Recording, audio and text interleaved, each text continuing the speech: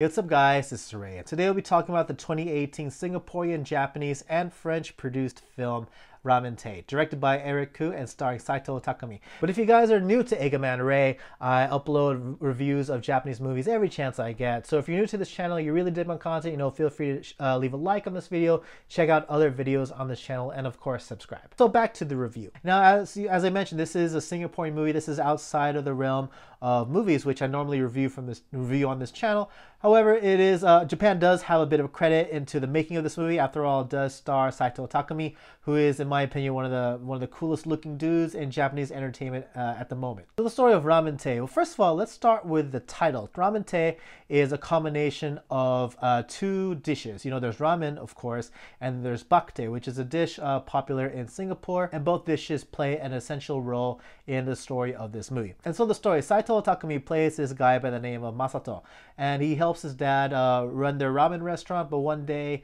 his father tragically dies. And so with no one left in his family, he's an only child, and he has been living under his dad for a few years now. He decides to pack his things and go to Singapore, where his mother is originally from. And in Singapore, he tries to reconnect with old family, and the only thing he has to go by is this old notebook, his old diary of his mother's. But the first person to help him out in Singapore is this food blogger by the name of Miki, who's played by Matsuda Seiko, who's a huge pop star in Japan. It's surprising to see her in this movie. Miki helps Masato reconnect with his uncle and eventually his grandma. And Masato doesn't have the easiest time reconnecting with his family for reasons which I don't want to go into, because that's essentially where the heart of this movie lies in.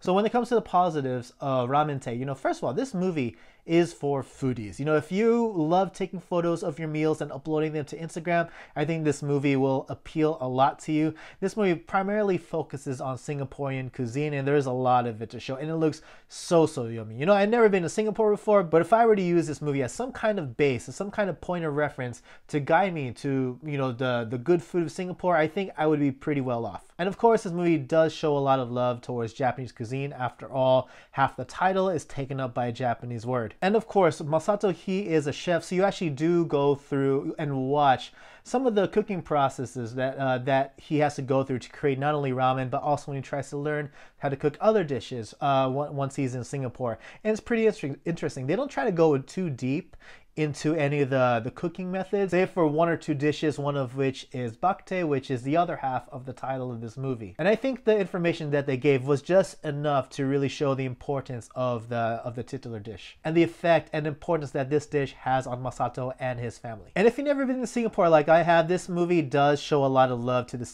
scenery of Singapore. And you get to follow Masato as he ventures through Singapore. It's been a long time since the character has come to the country. I think he had lived in Singapore until he was like 10 years old, but then he moved back to Japan. And this is his first time back in years, so you're kind of with him as a tourist, if you will. He's going through different spots like the Merlion, taking photos. So it's pretty cool. If you've never been to Singapore, I think this is a good preview of what to expect if you wanted to travel there. But at this movie's heart, it is a family drama, and it's about Masato trying to reconnect with his family of those of which he hasn't seen since he was 10 years old. So he can't really speak the language.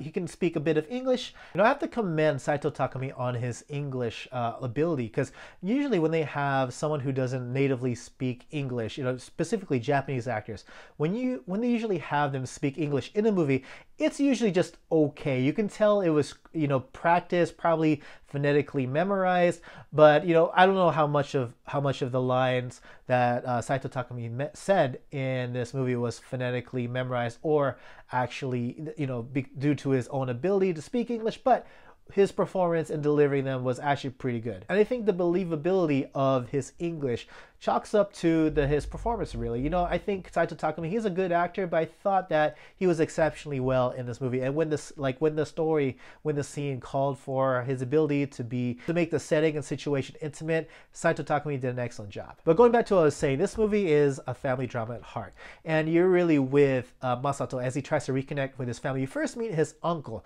his mom's older brother, and once you get to meet his uncle, who's also a chef, that's when Masato starts to learn how to make some Singaporean dishes.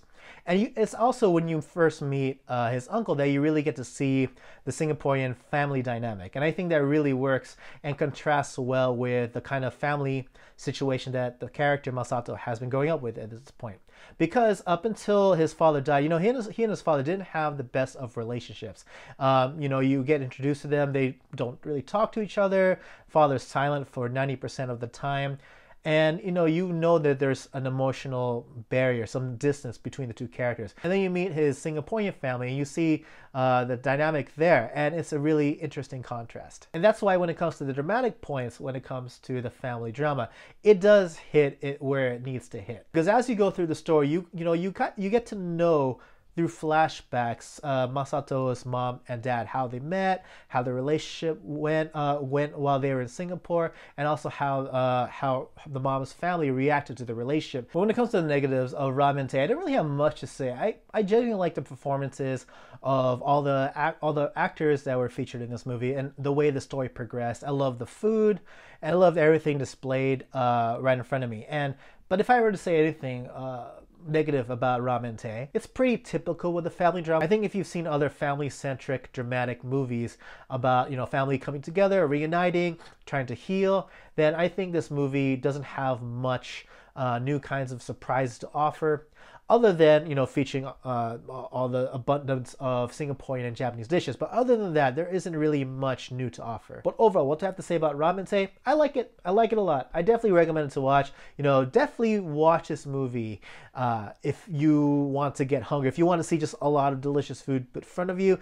And generally, even though the family drama is pretty typical, like we've seen this kind of family drama before, I still think it's really nice the way the story flows together. But anyways, yes, those are my thoughts on Ramen Tay. What did you guys think? Please let me know in the comment section below. Don't forget to like, share, and subscribe. Follow me on all the social media networks. And I just want to thank all my patrons over at Patreon for helping keep this channel alive. And of course, thank you guys for watching, and I'll catch you all again in the next video. Take it easy.